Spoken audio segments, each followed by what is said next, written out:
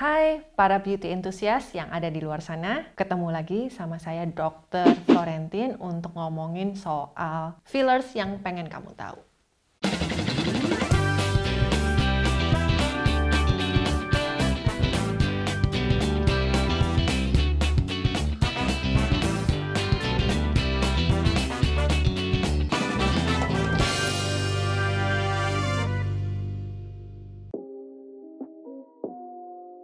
Dia ada yang bertanya, filler itu apa sih dok? Filler itu terbuat dari asam hyaluronat. Asam hyaluronat tersebut dibentuk dalam substansi berbentuk seperti gel dan kemudian disuntikkan di bawah kulit. Nah, fungsinya apa? Yang pertama, filler tersebut memberikan volume pada bagian-bagian yang kehilangan volumenya, misalnya pada proses penuaan. Yang kedua, dia bisa memperbaiki tekstur dari kulit dan bahkan untuk kerutan-kerutan yang halus semakin tersamarkan. Filler boleh diberikan pada pria maupun wanita, terutama pada orang-orang yang telah mengalami proses penuaan sehingga bagian-bagian dari wajahnya kehilangan volume. Itu juga bisa diberikan pada wajah yang misalnya kurang proporsional bentuknya, sehingga disarankan lebih aman diberikan pada orang-orang yang usianya di atas 17 tahun. Cara kerja dari filler pada dasarnya adalah mengisi bagian yang hilang karena proses penuaan. Dan karena komponen asam hyaluronat itu merupakan sesuatu yang alami dari tubuh kita, sehingga itu juga membuat produksi kolagen jauh lebih cepat dan membuat wajah menjadi lebih muda dan lebih supel. Untuk filler yang baik itu harus dilihat dari proses produksinya juga. Proses produksi yang baik adalah proses produksi yang aman dan bebas dari kontaminasi. Yang kedua, filler tersebut mempunyai hidrasi yang baik sehingga pada waktu disuntikan tidak menyebabkan edema yang berlebihan. Kemudian ada yang disebut dengan namanya G'.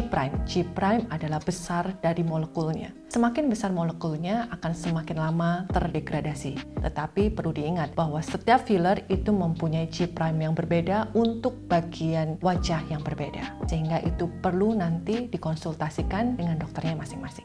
Satu lagi, untuk filler yang bagus itu harus nyaman untuk pasiennya sehingga tidak merasakan rasa sakit yang berlebihan dan harus nyaman untuk dokternya. Pada umumnya, bila G'-nya tinggi, kekuatan yang digunakan untuk menghantarkan filler tersebut ke dalam kulit itu cukup besar.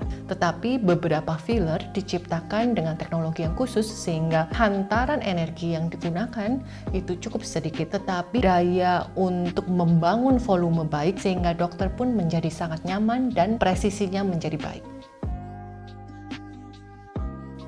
Tindakan yang perlu dilakukan sebelum melakukan tindakan filler yaitu menghindari semua suplementasi yang menambah resiko perdarahan, misalnya konsumsi vitamin E ataupun ginkgo biloba, dan informasikan kepada dokter bila pernah mempunyai riwayat penyakit seperti herpes, menggunakan medikasi yang membuat pengenceran darah seperti aspirin, warfarin, dan sebagainya. Dan untuk sesudah treatment, yang perlu dihindari adalah kegiatan berat seperti berolahraga 24-48 jam setelah penyuntikan, tidak memasaj atau memanipulasi bagian wajah yang sudah disuntikan. Nah, para beauty enthusiast, itu adalah part 1 mengenai filler. Nanti di part 2 saya akan bicara mengenai fakta dan mitos mengenai filler dan komplikasi yang kemungkinan terjadi ketika penyuntikan filler itu tidak secara tepat. Kalau teman-teman punya pertanyaan lebih mendetil, boleh ditulis di kolom di bawah ini. Dan jangan lupa subscribe ya untuk nonton video edukasi-edukasi yang lainnya. Bye-bye!